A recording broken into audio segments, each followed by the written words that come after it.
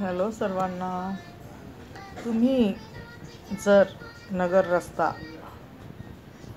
असेल वाघोलीच्या पुढे किंवा वाघोली म्हणजे हायवे नगर, तर बघा तिथे बिलकुल जाऊ नका. कारण का तिथे 3 किलोमीटर 4 किलोमीटरच्या रांगा लागलेल्या आहेत. कारण का रक्षाबंधनाचा सण असल्यामुळे सर्व नागरिक बाहेर आहेत.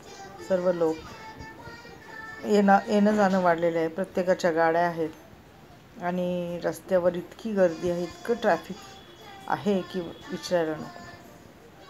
तर त्यामुळं योग्य काय काम असलं तरच तुम्ही घराच्या बाहेर पडा.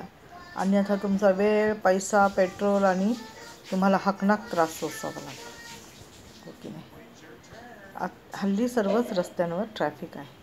त्यामुळं जर तुमचं जास्त महत्त्वाचं काम असलं तरच तुम्ही जा, नसेल तर घरात बसा. धन्यवाद.